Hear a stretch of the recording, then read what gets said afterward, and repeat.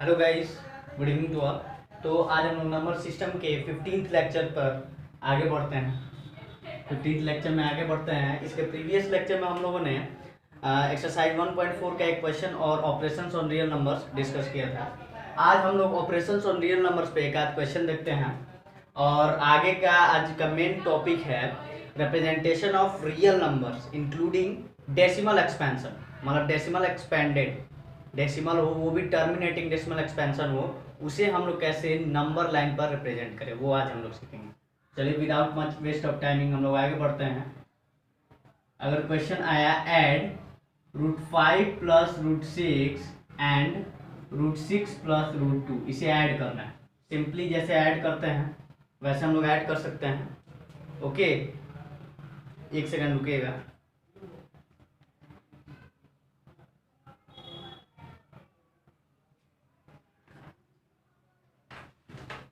हाँ, तो प्रॉब्लम मैंने रिसॉल्व कर ली है। तो आगे बढ़ते हैं। ऐड √5 प्लस √6 एंड √6 प्लस √2, इसे हम लोग सिंपली ऐड कर सकते हैं। जैसे √5 प्लस √6 एंड की जगह √6 प्लस एंड की जगह प्लस √6 प्लस √2, ये ब्रैकेट हट जाएगा। हम लोग यहाँ देख रहे हैं कि √6 जो है 2 टाइम आ रहा है, मतलब रिपीट कर रहा है। हम लोगों ने पढ़ा है कि जैसे कोई भी नंबर अगर 2 टाइम्स रिपीट करे तो उसे 2 से सिंपली मल्टीप्लाई करो, दैट्स इट। 4, जैसे कि 3 अगर 2 टाइम रिपीट किया तो 3 × 2 6। जैसे कि 7 अगर 2 टाइम्स रिपीट किया तो 2 × 7 40। डायरेक्ट हम लोग 2 से मल्टीप्लाई कर सकते हैं। वहीं यहाँ पर कंसेप्ट लगाएंगे कि √6 जो है 2 टाइम रिपीट कर रहा है, 2 टाइम रिपीट किया तो इसे डायरेक्ट 2 से मल्टीप्लाई कर देंगे। 2 √6 और √5 बचा हुआ है और √2 बचा हुआ है, and this is the answer. √5 और √2 नहीं ऐड हो सकता क्योंकि इरेशनल नंबर, इरेशनल नंबर का एडिशन इरेशनल नंबर ही होता है, और दिस इज योर आंसर। तो एडिशन को ऐसे डील करना है, इट इज वेरी इजी। अब आगे हम लोग बढ़ते हैं। एडिशन के क्वेश्चन देख लिए, अब सब्ट्रैक्शन के क्वेश्चन देखते हैं।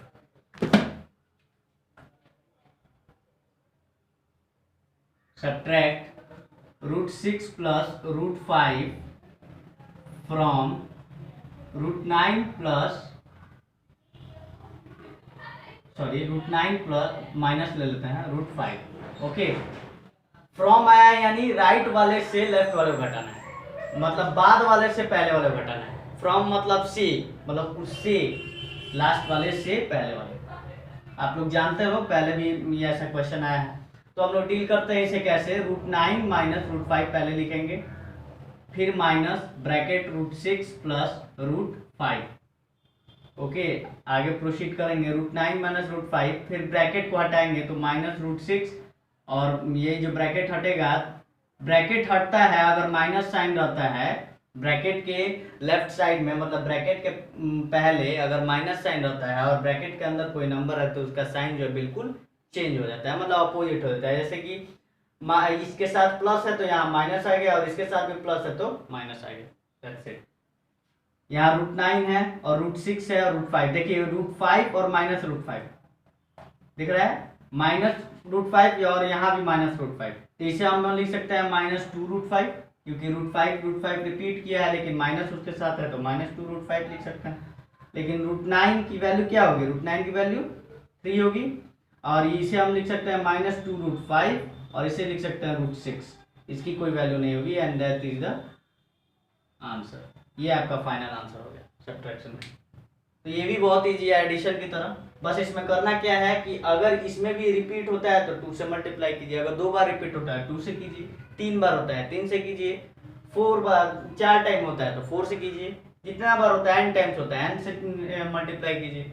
और यहाँ पर वैल्यू √9 की तो हमें पता ही है, ये तो परफेक्ट स्क्वायर रूट नंबर है ना 9, उसकी तो रूट वैल्यू हमें पता है 3 होगी, और √6 की वैल्यू तो 2 × 3, उसकी कोई फैक्टराइजेशन जो है square root number perfect square root number में नहीं है, तो हम इसे ऐसे ही छोड़ देंगे, और this is your final answer. Subtraction हो गया। अब हम लोग आगे बढ़ते हैं, मल्टीप्लिकेशन का एक क्वेश्चन देखते हैं। Multiply √6 by √5 plus √2। ओके, इसमें कुछ और भी आ जाएगा, 2 कंपोनेंट भी ले सकते हैं हम लोग, एक ही कंपोनेंट लेके बनाते हैं। जैसे इसको हम लोग कैसे मल्टीप्लाई करेंगे, तो √6 मल्टीप्लाई √5 प्लस √2, ये हम लोग अलजेब्रा में पढ़ चुके होंगे। अलजेब्रा में हम लोगों ने पढ़ा था कि ए को अगर किसी बी और सी में मल्टीप्लाई करना है, या किसी कोई सिंबल नहीं यानी मल्टीप्लाई का साइन, ये सभी को जानते हैं, इंटू ए इंटू बी प्लस सी, तो ए को इस कंपोनेंट को बी के साथ भी मल्टीप्लाई करेंगे और इस कंपोनेंट को सी के साथ भी मल्टीप्लाई करेंगे और विथ साइन रख देंगे। अगर यहाँ माइनस होता तो यहाँ माइनस रहता, यहाँ माइनस होता तो यहाँ माइनस होता, यहाँ प्लस है इसलिए प्लस है और यहाँ भी प्लस है इसलिए प्लस। ओके, तो यहाँ भी वैसे ही करेंगे, सेम मेथड अलजेब्रा का। √6 से को √5 से मल्टीप्लाई करेंगे, रूट कॉमन ले लेंगे रूट दोनों में, और 6 को सिंप्लीफाई से 5 से मल्टीप्लाई करेंगे तो 6 5 30। अब आगे बढ़ेंगे तो इसके साथ प्लस का साइन होगा, क्योंकि √6 को √5 से हम लोगों ने कर लिया और √6 को √2 से करना है, तो √6 इंटू √2, तो रूट को कॉमन लेंगे और 6 को 2 से मल्टीप्लाई करेंगे तो 6 2 12, and this is your final answer. इसको फिर आगे हम लोग प्रोसीड नहीं कर सकते क्योंकि इसकी जो वैल्यू है ये इतनी ही रहेगी। आप इसे डेसिमल एक्सपेंशन के फॉर्म में लिख सकते हैं, वो भी लेकिन नॉन टर्मिनेटिंग नॉन रिकरिंग के फॉर्म में होगी, तो ये एक इरेशनल नंबर, दैट्स इट। ये आपका मल्टीप्लिकेशन का आंसर हो गया। अब जो कोई जरूरी नहीं है कि कोई एक ही नंबर यहाँ आएगा। अब जैसे दे दे √6 प्लस √2, इसे मल्टीप्लाई करना है √5 प्लस √2 से, तो इसे भी आप लोग अलजेब्रा के मेथड से कर सकते हैं। जैसे a plus B into C plus D हम लोगों ने पढ़ चुका है अलजेब्रा में, तो इसे हम लोग क्या करते हैं, इसके एक कंपोनेंट को इसके दोनों कंपोनेंट से मल्टीप्लाई करेंगे और साइन के साथ रख देंगे, फिर दूसरे कंपोनेंट को भी दोनों कंपोनेंट से मल्टीप्लाई करेंगे, B C plus B D और साइन के साथ रख देंगे। ये हम लोगों ने पढ़ा है अलजेब्रा में इसके प्रीवियस क्लासेस में,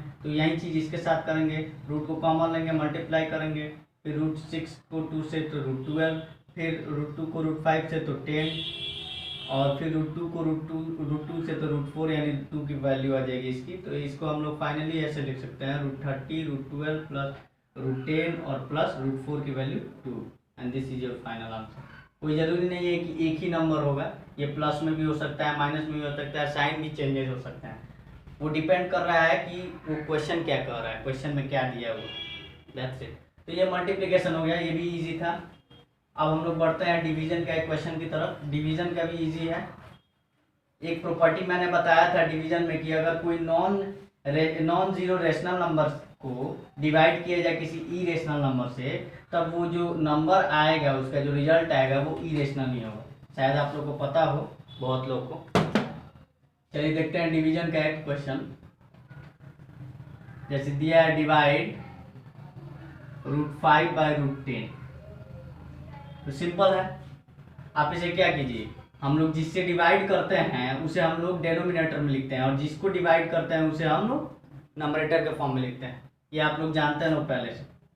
ओके, अब √5 बाय √10 को क्या किसी नंबर से कटाया सकता है, कॉमन नंबर से, जिससे ये सिंपलेस्ट फॉर्म में आ जाए। हाँ, √5 से √5 को कटाएंगे तो 1 बार में, √5 को √10 को कटाएंगे तो √2 बार में, and this is your final answer. इसके आगे प्रोसीड नहीं करें। हाँ, एक और चीज है, 1/√2 को हम लोग रेशनलाइज भी कर सकते हैं। अब रेशनलाइजेशन क्या है वो हम लोग अगले वीडियो में, नेक्स्ट वीडियो में जानेंगे लोग। तब तक के लिए आप लोग इसी तरह रहने दें, इतना ही काफ़ी है।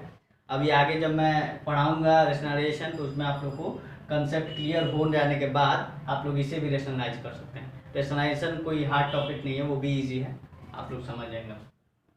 दैट्स इट, डिवीजन का भी हो गया। आज का जो मेन टॉपिक था वो रिप्रेजेंटेशन ऑफ रियल नंबर्स था on the number line.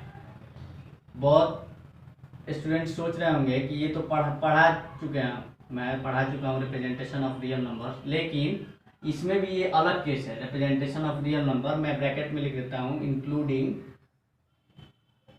Decimal terminating decimal expansion, terminating decimal expanded या एक्सपेंशन फॉर्म, ऐसा ही नंबर होगा, टर्मिनेट कर जाएगा और वो डेसिमल एक्सपेंशन में ही होगा। तो टर्मिनेटिंग डेसिमल एक्सपेंशन फॉर्म में होना चाहिए, और उसे नंबर लाइन पर हम लोग कैसे रिप्रेजेंट करें ये भी बस समझना है इसे, इसमें कोई हार्ड नहीं है। जैसे कि हम लोग एग्जांपल ले लें कि √2.3 को हम लोग कैसे रिप्रेजेंट करें on the number line, number line पर हम लोग कैसे रिप्रेजेंट करें। तो ये वेरी इजी, वेरी इजी। पहले हम लोग क्या करेंगे, ए बी एक लाइन ड्रॉ करेंगे जिसकी लेंथ कितनी होनी चाहिए 2.3 यूनिट।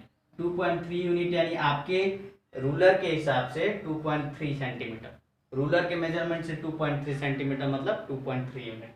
अब आगे हमें क्या करना है, 2.3 यूनिट के बाद बी पॉइंट से जो इसका एक्सटेंडेड पॉइंट है वहां से और एक्सटेंड कर कर सी तक ले जाना है जिसकी लेंथ होगी 1 यूनिट यानी 1 सेंटीमीटर रूलर के हिसाब से। आप क्या करेंगे, इन दोनों का हम लोग मिड पॉइंट खोजेंगे। मिड पॉइंट कैसे खोजेंगे, तो आप लोग प्रोटेक्टर का भी इस्तेमाल कर सकते हैं, सॉरी कंपास का यूज कर सकते हैं। आप लोग ऐसे कंपास से आप लोग परपेंडिकुलर बाइसेक्टर खींचकर ऐसे मिलाकर आप लोग कर सकते हैं। नहीं तो ये इट्स वेरी इजी कि हम लोग को फाइंड आउट करना है, तो जब नंबर दिया ही हुआ है तो 2.3/2 कर लें। इसकी वैल्यू कितनी आएगी 1.65 आएगी ना, 1.65 आएगी, जो कि हम लोग मान लेते हैं कहीं यहाँ पर आएगी। ओके, आप लोग याद रखिएगा कि ए बी के मिड पॉइंट को हम लोग नहीं फाइंड आउट कर रहे हैं, ए सी के मिड पॉइंट को फाइंड आउट कर रहे हैं। ओके, तो ए बी सी के को फाइंड आउट करेंगे तो ये 2.3 नहीं होगा, 3.3 हो जाएगा। 3.3/2 तब आएगा 1.65। ओके, 3.3/2 वो इज इक्वल टू 1.65। इसे 2 से डिवाइड क्यों किए, क्योंकि हमें मिड पॉइंट खोजना था, और मिड पॉइंट को हम लोग कोई नाम दे देते हैं, जैसे लेटर पी से नाम दे देते हैं, जैसे पी। अब हम क्या करेंगे कि ए पी रेडियस लेकर कंपास का यूज करके हम एक सेमी सर्कल ड्रॉ करें। हम एक सेमी सर्कल ड्रॉ करेंगे तो सी पर कटेगा, सी पर जाकर मिलेगा। ये सेमी सर्कल कुछ अच्छे तरीके से नहीं बना है, आई होप कि आप लोगों को समझ आ रहा होगा।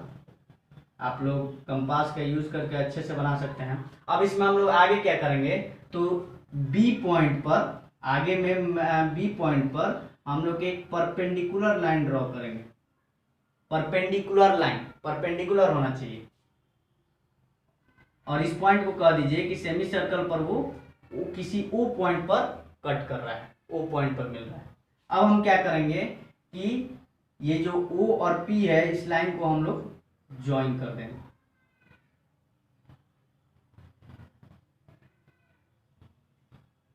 अच्छा, अब हम लोग अगर पूछे कि एपी की वैल्यू कितनी है तो बता सकते हैं कितनी है 1.65, क्योंकि ये मिड पॉइंट है ना, तो इसके इधर की वैल्यू भी 1.65 और पी से सी की वैल्यू भी 1.65।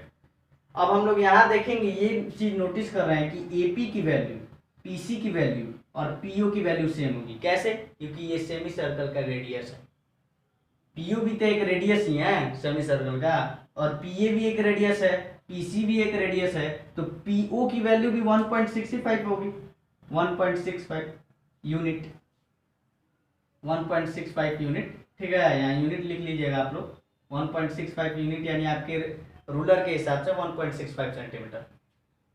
तो और पीवी की वैल्यू कैसे निकलेगी 1.65, तो हम लोगों ने ओपी की वैल्यू निकाल दी क्योंकि ये रेडियस है सेमी सर्कल का। अब पीवी की वैल्यू कैसे निकालेंगे, तो पीवी की वैल्यू भी बहुत इजी है। एबी की वैल्यू हमें पता ही है और एपी की वैल्यू पता ही है। एबी की वैल्यू पता है, एपी की वैल्यू पता है, अगर हम एबी की वैल्यू में से एपी की वैल्यू को माइनस कर दें तो पीवी की वैल्यू फाइंड आउट हो जाएगी। तो ये करते हैं, यहाँ मैं इरेज करता हूँ।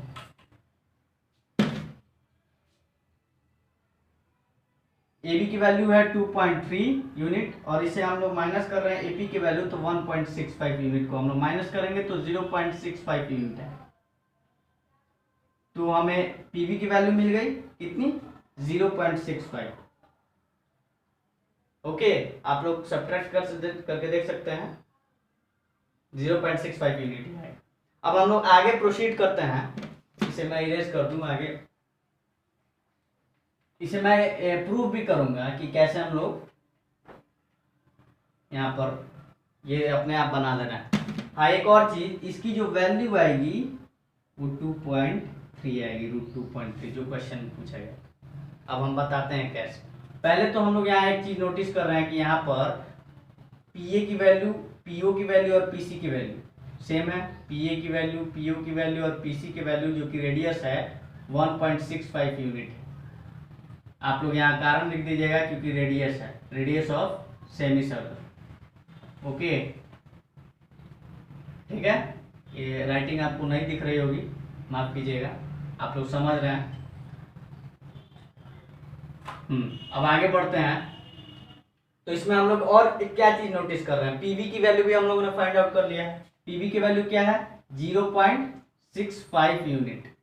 अच्छा, हम लोग यहाँ ये देख रहे हैं कि ओपीवी जो है वो राइट एंगल ट्रायंगल है, तो from right angle triangle OPB से हम लोग क्या पाते हैं, हम लोग ये तो जानते हैं कि पाइथागोरस थ्योरम से कि 1.65 का स्क्वायर या फिर ओपी का स्क्वायर कह लें क्योंकि हाइपोटेनस है, ओपी का स्क्वायर जो है पीबी का स्क्वायर और ओबी के स्क्वायर के सम के इक्वल होता है from Pythagoras theorem. Pythagoras theorem क्या कहता है, from Pythagoras theorem, from Pythagoras theorem क्या कहता है कि ओपी का स्क्वायर पीबी का स्क्वायर और ओबी के स्क्वायर के सम के इक्वल होता है। ओके, तो हम लोग यहाँ पे क्या फाइंड आउट कर सकते हैं, ओपी की वैल्यू, ओपी की वैल्यू फाइंड आउट करनी है, नहीं हमें पीबी की वैल्यू फाइंड आउट करनी है। तो पीबी की वैल्यू हम लोग फाइंड आउट कर सकते हैं, पहले पीबी स्क्वायर इधर चल गया, इधर आ गया, और ओबी स्क्वायर उधर चल गया, तो OP square minus OB square, और ऐसे हम लोग पीबी की वैल्यू फाइंड आउट कर सकते हैं, PB is equal to under root OP square minus OB square. अब बस ओपी की वैल्यू रख दीजिए और ओबी की वैल्यू रख दीजिए तो पीबी की वैल्यू आ जाएगी।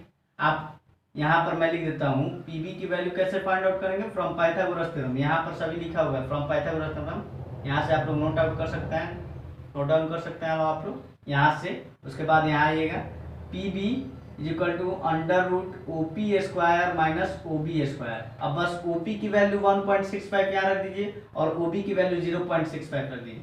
अगर इसे आप लोग सॉल्व करते हैं तो पीबी की जो वैल्यू आएगी वो आएगी √2.3। ये आप लोग सॉल्व कर सकते हैं, ये सॉल्वेबल है मेरे द्वारा, मैं लेकिन ये जो है अगर करूँगा तो फिर लंबा लेक्चर चल जाएगा, मुझे शॉर्ट लेक्चर में ही समझाना है। तो आप कर सकते हैं, रॉक में करके देख सकते हैं कि इसकी जो वैल्यू आएगी √2.3 आएगी। अगर नहीं आती है √2.3 यूनिट नहीं आती है अगर, तो आप लोग कमेंट सेक्शन के द्वारा मुझे बताइएगा, मैं देखूंगा कि कहीं मैंने करेक्शन कहीं तो नहीं किया है। चलिए आगे बढ़ते हैं, √2.3 है ये इसकी वैल्यू है। अब ये तो समझ आ गया ना कि ये कैसे आया √2.3। अब हमें इसे नंबर लाइन पर रिप्रेजेंट करना, नंबर लाइन पर कैसे रिप्रेजेंट करना, तो वेरी सिंपल, वो भी सिंपल है, ये मैं इरेज कर दूं।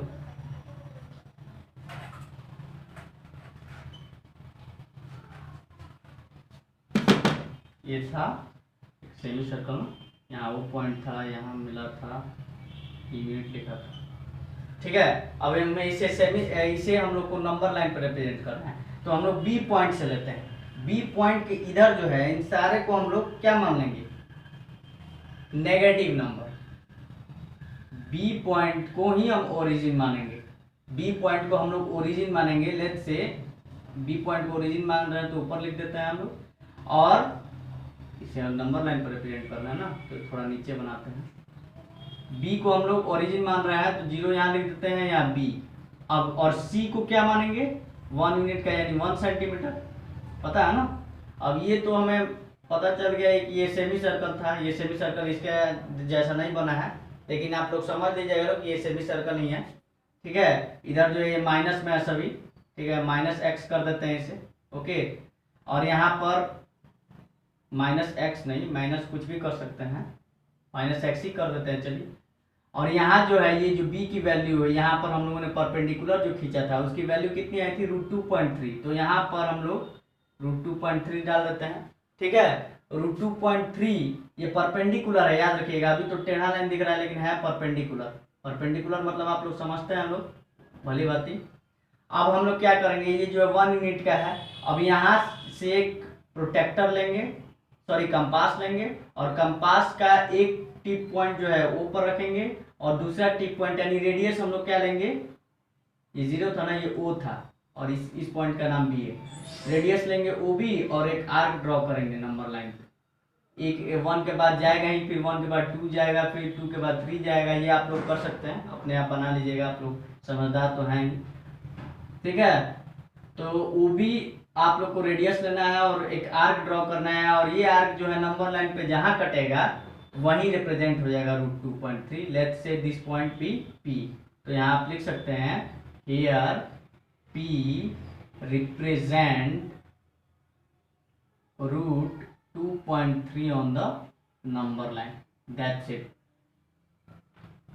ये आप लोग को पता है, ये तो मैं पहले ही से पढ़ा रहा हूँ कि P रिप्रेजेंट रूट 2.3, लेकिन ये जो रूट 2.3 आया है ये डेसिमल वाला हम लोगों ने नहीं पढ़ा है, केवल पॉजिटिव नंबर्स पढ़े हैं, पॉजिटिव इंटीजर वाला पढ़ा है कि कैसे उसे नंबर लाइन पर रिप्रेजेंट करें।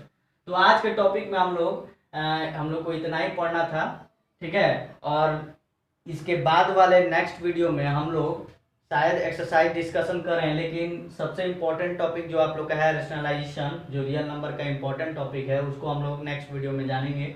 तब तक के लिए आप लोग क्वेश्चंस ट्राई करें, इसके क्वेश्चन शायद दिए गए हैं आप लोग के एक्सरसाइज 1.5 में, उसे ट्राई करें। अगर कोई प्रॉब्लम्स आती है या फिर इसमें जो प्रॉब्लम आया है, कुछ भी प्रॉब्लम हुआ हो, आप कमेंट सेक्शन के द्वारा मुझसे पूछ सकते हैं। मैं भरपूर प्रयास करूंगा कि आपकी क्वेश्चन को, आपके जो समस्या हुई है उसे सॉल्व करने का प्रयास करूं। तब तक के लिए पढ़ाई करते रहें। Thank you.